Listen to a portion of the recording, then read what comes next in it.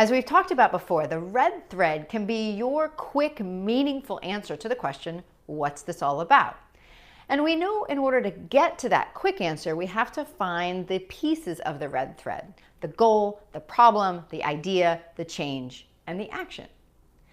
Those are the things that we combine to create that quick answer.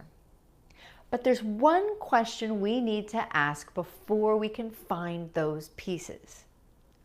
Who are you for?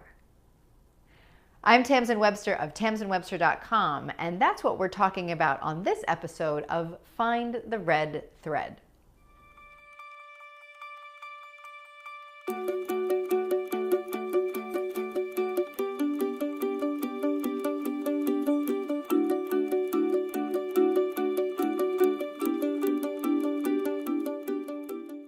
Because the red thread is critical for people understanding what it is you're trying to say, it's critical that we understand those people first. That's why this question, who are you for, is where we have to start. And yes, I know technically it's whom are you for, but thankfully the rules of spoken English are a little flexible. Now, the problem is that these people that we have to understand, we tend to think of them as one big block. Like how we talk about millennials as if they were some kind of colony organism all living in an entitled hive. We know that's not true. And we know that even if somebody's demographics or two people's demographics look similar on paper, that they're going to have different perspectives on the change that we're asking them to make. And that's a key part to understand, because depending on where they sit, what those mindsets are, your message is going to sound very different. Now, there's two big dimensions to understand about mindset. One is awareness and one is readiness. Awareness is how aware is somebody of the option that you're going to present? How aware are they of the change as something that they could do to reach their goal?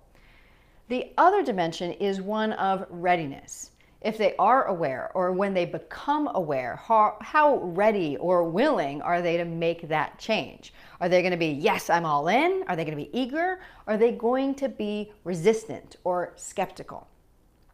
Those two different dimensions have a huge effect on your answers to the goal, the problem, and the idea that all lead to the change that you want.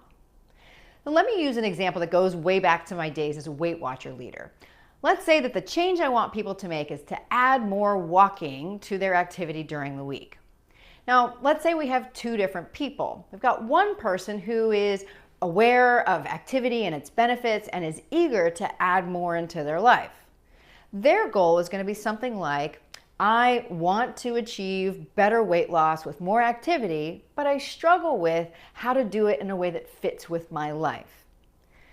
Now, if we talk about a second person, somebody who's resistant or skeptical, they're going to have a very different goal. I can't just walk in and say, hey, walk more, because they're going to come back and say, dude, I can't even figure out what to eat. I'm already really stressed about that. So that skeptical person is going to have a different goal. Their goal is going to be something more like, how can I relieve the pressure off of these food choices that are stressing me out? From there, your answers to the questions are going to be very different. So for your ready and willing person, the person who wanted to understand how to add activity into their daily life, their problem might be that they think only high intensity exercise is good exercise. So the idea you need to present is that this new realization that you need to present is that even moderate activity can have a big boost or make a big boost in their weight loss efforts. For the resistant person whose goal was just, how can I be less stressed about what I eat? The problem might be that they are missing exercise's component in the weight loss equation. That's their problem. So the idea, the piece of information they have to hear before they be receptive to the change is going to have to be a little bit more basic and about how exercise can potentially increase their metabolism, which would then reduce the pressure on their food choices.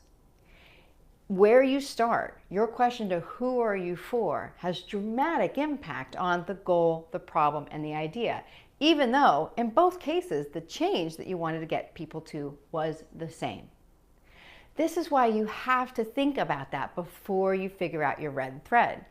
And even though the example I used was personal and one-on-one, the same concepts apply even to market level messages. We need to think beyond demographics and think much more along the lines of mindset. And you can use that framing I was using to help make that question answering a little bit easier. Think to yourself, who am I for? I'm for people who want X but struggle with Y. That'll get you much more quickly to the right goal and the right problem. So because you want your message to be as effective as possible, we really need to understand truly who is it for. So the next time you're working to find your red thread, start there. This is Tamsen Webster of tamsenwebster.com. Now find your red thread.